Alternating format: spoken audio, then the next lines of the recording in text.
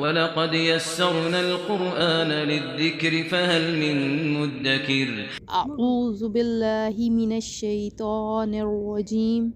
بسم اللہ الرحمن الرحیم۔ اب ہم نے کرنی ہے آیت نمبر 144 پارہ نمبر 2۔ قد نرى، بے شک ہم دیکھ رہے ہیں، تقلب پھرنا، وجہی کا آپ کے چہرے کا، فی السماء آسمان کی طرف، فَلَنُوَلِّيَنَّكَ سو ہم پھیر دیں گے آپ کو، قبلۃً اسی قبلے کی طرف، ترضاھا جس کو آپ پسند کرتے ہیں، فولی بس اب پھیر لیجئے، وجہک اپنا رخ، شطر المسجد الحرام طرف مسجد حرام کے، وحیث اور جہاں کہیں، ما کنتم تم ہوا کرو، فولو پھیر لیا کرو، وجوہکم اپنے رخ، شطرہ اسی کی طرف، وَإِنَّ الَّذِينَ اور بے شک وہ لوگ، اوتوا الکتاب جنہیں دی گئی کتاب یعنی تورات، لِيَعْلَمُونَ یقیناً جانتے ہیں، أَنَّهُ الْحَقُّ کہ وہی برحق ہے، من ربہم ان کے رب کی طرف سے، وَمَا اللَّهُ اور نہیں اللہ، بِغَافِلٍ بے خبر، عَمَّا يَعْمَلُونَ اس سے جو وہ کر رہے ہیں۔ قَدْ نَرَى تَقَلُّبَ وَجْهِكَ فِي السَّمَاءِ بے شک ہم تمہارے چہرے کا آسمان کی طرف بار بار اٹھنا دیکھ رہے ہیں۔ جب حضور اقدس صلی اللہ تعالیٰ علیہ وآلہ وسلم مدینہ منورہ میں تشریف لائے تو انہیں بیت المقدس کی طرف منہ کر کے نماز پڑھنے کا حکم دیا گیا، اور نبی کریم صلی اللہ تعالیٰ علیہ وآلہ وسلم نے اللہ سبحانہ وتعالیٰ کے حکم کی پیروی کرتے ہوئے اسی طرف منہ کر کے نمازیں ادا کرنا شروع کر دیں۔ البتہ حضور علیہ الصلاۃ والسلام کے دل کی خواہش یہ تھی کہ خانہ کعبہ کو مسلمانوں کا قبلہ بنا دیا جائے۔ اس کی وجہ یہ نہیں تھی کہ بیت المقدس کو قبلہ بنایا جانا حضور اکرم علیہ الصلاۃ والسلام کو ناپسند تھا، بلکہ اس کی ایک وجہ یہ تھی کہ خانہ کعبہ حضرت ابراہیم علیہ الصلاۃ والسلام اور ان کے علاوہ کثیر انبیاء کرام علیہم الصلاۃ والسلام کا قبلہ تھا، اور ایک وجہ یہ تھی بیت المقدس کی طرف منہ کر نماز پڑھنے کی وجہ سے یہودی فخر و غرور میں مبتلا ہو گئے اور یوں کہنے لگے تھے کہ مسلمان ہمارے دین کی مخالفت کرتے ہیں، لیکن نماز ہمارے قبلے کی طرف منہ کر کے پڑھتے ہیں۔ چنانچہ ایک دن نماز کی حالت میں حضور اقدس صلی اللہ تعالیٰ علیہ وآلہ وسلم اس امید میں بار بار آسمان کی طرف دیکھ رہے تھے کہ قبلے کی تبدیلی کا حکم آ جائے۔ اس پر نماز کے دوران یہ آیت کریمہ نازل ہوئی، جس میں حضور علیہ الصلاۃ والسلام کی رضا کو رضائے الہی قرار دیتے ہوئے اور آپ علیہ الصلاۃ والسلام کے چہرہ انور کے حسین انداز کو قرآن میں بیان کرتے ہوئے آپ علیہ الصلاۃ والسلام کی خواہش اور خوشی کے مطابق خانہ کعبہ کو قبلہ بنا دیا گیا۔ چنانچہ آپ علیہ الصلاۃ والسلام نماز ہی میں خانہ کعبہ کی طرف پھر گئے۔ مسلمانوں نے بھی آپ علیہ الصلاۃ والسلام کے ساتھ اسی طرف منہ کر کے نماز ادا کی، اور ظہر کی 2 رکعتیں بیت المقدس کی طرف ہوئیں اور 2 رکعتیں خانہ کعبہ کی طرف منہ کر کے ادا کی گئیں۔ یہاں پر رک کر تھوڑا یہ سوچنے کی ضرورت ہے کہ ہمیں جب اللہ سبحانہ وتعالیٰ کا کوئی ایسا حکم پتہ چلتا ہے جو پہلے پتہ نہیں ہوتا، تو کیا ہم اسی طرح اس پر عمل کرتے ہیں؟ اگر نبی اکرم صلی اللہ تعالیٰ علیہ وآلہ وسلم چاہتے تو وہ یہ کہہ سکتے تھے کہ اگلی نماز میں خانہ کعبہ کی طرف منہ کر لیا جائے گا، لیکن انہوں نے اسی وقت سمعنا و اطعنا کیا، اور ان کے ساتھ صحابہ کرام نے بھی جو اس وقت نماز ادا کر رہے تھے۔ جب یہ حکم اللہ سبحانہ و تعالیٰ کی طرف سے آیا تو اس وقت حضور اقدس صلی اللہ تعالیٰ علیہ وآلہ وسلم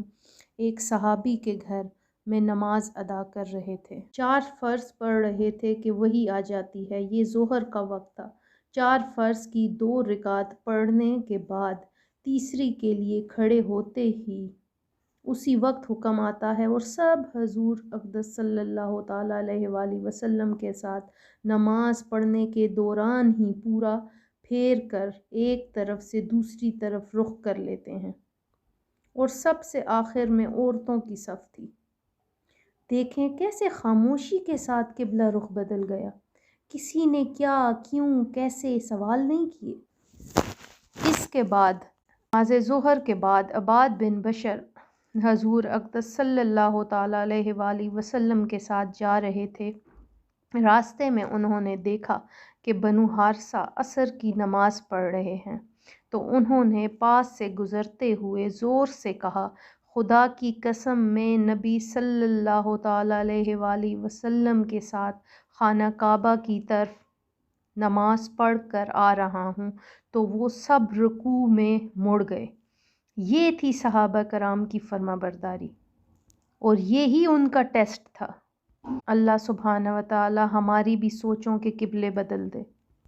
اس آیت مبارکہ سے معلوم ہوا کہ اللہ تبارک و تعالی کو اپنے حبیب علیہ الصلاۃ والسلام کی رضا بہت پسند ہے، اور اللہ سبحانہ و تعالی اپنے حبیب علیہ الصلاۃ والسلام کی رضا کو پورا فرماتے ہیں۔ امام فخر الدین رازی رحمۃ اللہ تعالی علیہ فرماتے ہیں، بے شک اللہ سبحانہ و تعالی نے اپنے حبیب علیہ الصلاۃ والسلام کی وجہ سے قبلہ تبدیل فرمایا، اور اس آیت میں یوں نہیں فرمایا کہ ہم تمہیں اس قبلے کی طرف پھیر دیں گے جس میں میری رضا ہے، بلکہ یوں ارشاد فرمایا، فَلَنُوَلِّيَنَّكَ قِبْلَةً تَرْضَاهَا، تو ضرور ہم تمہیں اس قبلے کی طرف پھیر دیں گے جس میں تمہاری خوشی ہے۔ تو گویا کہ ارشاد فرمایا، اے حبیب صلی اللہ تعالی علیہ وآلہ وسلم، ہر کوئی میری رضا کا طلبگار ہے، اور میں دونوں جہاں میں تیری رضا چاہتا ہوں۔ اعلیٰ حضرت امام احمد رضا خان رحمۃ اللہ تعالی علیہ فرماتے ہیں، بلا شبہ حضور اقدس علیہ الصلاۃ والسلام اللہ سبحانہ و تعالی کی مرضی کے تابع ہیں، اور بلا شبہ آپ علیہ الصلاۃ والسلام کوئی بات اللہ سبحانہ و تعالی کے حکم کے خلاف نہیں فرماتے، اور بلا شبہ اللہ سبحانہ و تعالی حضور اقدس علیہ الصلاۃ والسلام کی رضا چاہتے ہیں۔ جب نبی کریم صلی اللہ تعالیٰ علیہ وآلہ وسلم مدینہ منورہ تشریف لائے تو اللہ تعالیٰ کا حکم یہ تھا کہ بیت المقدس کی طرف منہ کر کے نماز پڑھی جائے۔ حضور علیہ الصلاۃ والسلام تابع فرمان تھے، اور یہ حضور اقدس علیہ الصلاۃ والسلام کی طرف سے اللہ تعالیٰ کی رضا جوئی تھی، مگر آپ علیہ الصلاۃ والسلام کا قلب اقدس یہ چاہتا تھا کہ کعبہ کی طرف منہ کر کے نماز پڑھی جائے۔ یہاں یہ بھی دیکھنے کی ضرورت ہے کہ 16-17 ماہ نبی کریم صلی اللہ تعالیٰ علیہ وآلہ وسلم نے بیت المقدس کی طرف منہ کر کے نماز پڑھی، اور یہ دعا کرتے رہے کہ قبلہ خانہ کعبہ ہو جائے۔ اور آج ہم دعا کرتے ہیں تو بس چاہتے ہیں جیسے دعا کریں ساتھ ہی قبول ہو جائے، بلکہ ہمیں دعا یہ کرنی چاہیے کہ جو دعا ہم مانگ رہے ہیں اگر ہمارے حق میں بہتر ہے تو وہ قبول ہو جائے، کیونکہ ہم نادان نہیں جانتے کہ کس چیز میں ہماری بہتری ہے۔ اگر ہم اولاد مانگنے پر آتے ہیں تو مسلسل دعائیں کرتے جاتے ہیں اولاد کے لیے، بغیر یہ سوچے سمجھے کہ اگر اللہ سبحانہ و تعالیٰ مجھے نہیں دے رہے تو اس کے پیچھے کوئی حکمت ہوگی، یا اس کے علاوہ کوئی بھی چیز اگر نہیں دے رہے، میں دعا کر رہی ہوں تو اس کے پیچھے کوئی حکمت ہو، کیونکہ ہمارے ایمان کامل نہیں ہوتے۔ اللہ سبحانہ و تعالیٰ نے اپنے حبیب صلی اللہ تعالیٰ علیہ وآلہ وسلم کی مرضی مبارک کے لیے اپنا وہ حکم منسوخ کر دیا اور حضور علیہ الصلاۃ والسلام جو چاہتے تھے قیامت تک کے لیے وہی قبلہ مقرر فرما دیا۔ یہ اللہ سبحانہ و تعالیٰ کی طرف سے اپنے حبیب علیہ الصلاۃ والسلام کی رضا جوہی ہے۔ ان میں سے جس کا انکار ہوگا تو وہ قرآن عظیم کا انکار ہے۔ ام المومنین حضرت عائشہ صدیقہ رضی اللہ تعالی عنہا رسول اللہ صلی اللہ تعالی علیہ وآلہ وسلم سے عرض کرتی ہیں، میں حضور علیہ الصلاۃ والسلام کے رب عز و جل کو دیکھتی ہوں کہ وہ حضور علیہ الصلاۃ والسلام کی خواہش پوری کرنے میں جلدی فرماتے ہیں۔ حدیث روز محشر میں ہے، رب عز و جل اولین و آخرین کو جمع کر کے حضور اقدس علیہ الصلاۃ والسلام سے فرمائے گا، یہ سب میری رضا چاہتے ہیں اور اے محبوب میں تمہاری رضا چاہتا ہوں۔ خدا کی رضا چاہتے ہیں دو عالم، خدا چاہتا ہے رضائے محمد۔ جس طرح اللہ سبحانہ و تعالیٰ نے اپنے حبیب علیہ الصلاۃ والسلام کی خوشی کے لیے تا قیامت کعبہ کو مسلمانوں کا قبلہ بنا دیا، اسی طرح حضور علیہ الصلاۃ والسلام کی خوشی کے لیے آپ کی امت پر 50 نمازوں کو کم کر کے 5 فرض کی گئیں۔ آپ علیہ الصلاۃ والسلام کی خوشی کے لیے بدر و حنین میں فرشتے اترے، آپ علیہ الصلاۃ والسلام کی خوشی کے لیے معراج کی سیر کرائی گئی، آپ علیہ الصلاۃ والسلام کی خوشی کے لیے امتیوں کے گناہ معاف ہوں گے، آپ علیہ الصلاۃ والسلام کی خوشی کے لیے آپ علیہ الصلاۃ والسلام کو حوض کوثر عطا ہوا، آپ علیہ الصلاۃ والسلام کی خوشی کے لیے امتیوں کی نیکیوں کے پلڑے بھاری ہوں گے، پل صراط سے سلامتی سے گزریں گے اور جنت میں داخل ہوں گے انشاءاللہ۔ اللہ سبحانہ و تعالیٰ فرماتے ہیں، وَلَسَوْفَ يُعْتِيكَ رَبُّكَ فَتَرْضَىٰ، اور بے شک قریب ہے کہ تمہارا رب تمہیں اتنا دے گا کہ تم راضی ہو جاؤ گے۔ اعلیٰ حضرت امام احمد رضا خان رحمۃ اللہ تعالی علیہ کیا خوب فرماتے ہیں، تو جو چاہے تو ابھی میل میرے دل کے دھو لیں کہ خدا دل نہیں کرتا کبھی میلا تیرا۔ وَحَيْثُ مَا كُنتُمْ فَوَلُّوا وُجُوهَكُمْ شَطْرَهُ، اور اے مسلمانوں تم جہاں کہیں ہو اپنا منہ اسی کی طرف کر لو، یعنی اے مسلمانوں تم زمین کے جس حصے میں بھی ہو اور وہاں نماز پڑھنے لگو تو اپنا منہ خانہ کعبہ کی طرف کر لو۔ استقبال قبلہ سے متعلق چند ضروری مسائل۔ اس آیت میں مسلمانوں کو قبلے کی طرف منہ کرنے کا حکم دیا گیا، اس لیے یہاں نماز میں استقبال قبلہ سے متعلق چند مسائل ذکر کیے جاتے ہیں۔ نماز میں کعبہ شریف کی طرف منہ کرنا شرط ہے۔ دوسرے نمبر پر جو شخص عین کعبہ کی سمت خاص معلوم کر سکتا ہے اگرچہ کعبہ آڑ میں ہو، جیسے مکہ معظمہ کے مکانوں میں، جبکہ مثلاً چھت پر چڑھ کر کعبہ کو دیکھ سکتے ہیں، تو عین کعبے کی طرف منہ کرنا فرض ہے،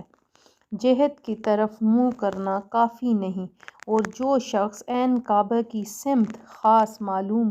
نہیں کر سکتا اگرچہ وہ خاص مکہ معظمہ میں ہو، اس لیے کعبے کی جہت کی طرف منہ کرنا کافی ہے۔ نمبر 3، کعبے کی جہت کی طرف منہ ہونے کا معنی یہ ہے کہ منہ کی سطح کا کوئی جز کعبے کی سمت میں واقع ہو۔ نمبر 4، اگر کسی شخص کو کسی جگہ قبلے کی شناخت نہ ہو، نہ کوئی ایسا مسلمان ہو جو بتا دے، نہ وہاں مسجدیں محرابیں ہیں، نہ چاند سورج ستارے نکلے ہوں یا نکلیں تو ہوں، مگر اس کا اتنا علم نہیں کہ ان سے قبلے کی سمت معلوم کر سکے، تو ایسے کے لیے حکم ہے کہ وہ سوچے اور جدھر قبلہ ہونا دل پر جمے ادھر ہی منہ کرے، اس کے حق میں وہی قبلہ ہے۔ لَيَعْلَمُونَ أَنَّهُ الْحَقُّ مِن رَّبِّهِمْ، وہ ضرور جانتے ہیں کہ یہ تبدیلی ان کے رب کی طرف سے حق ہے، یعنی قبلے کی اس تبدیلی کے بارے میں اہل کتاب جانتے ہیں کہ یہ اللہ سبحانہ و تعالیٰ کی طرف سے حق ہے۔ کیونکہ ان کی کتابوں میں حضور اقدس علیہ الصلاۃ والسلام کے اوصاف کے سلسلے میں یہ بھی مذکور تھا کہ آپ علیہ الصلاۃ والسلام بیت المقدس سے کعبہ کی طرف پھریں گے، اور ان کے انبیاء علیہ الصلاۃ والسلام نے بشارتوں کے ساتھ حضور اقدس صلی اللہ تعالیٰ علیہ وآلہ وسلم کی یہ نشانی بتائی تھی کہ آپ علیہ الصلاۃ والسلام بیت المقدس اور کعبہ دونوں قبلوں کی طرف منہ کر کے نماز پڑھیں گے۔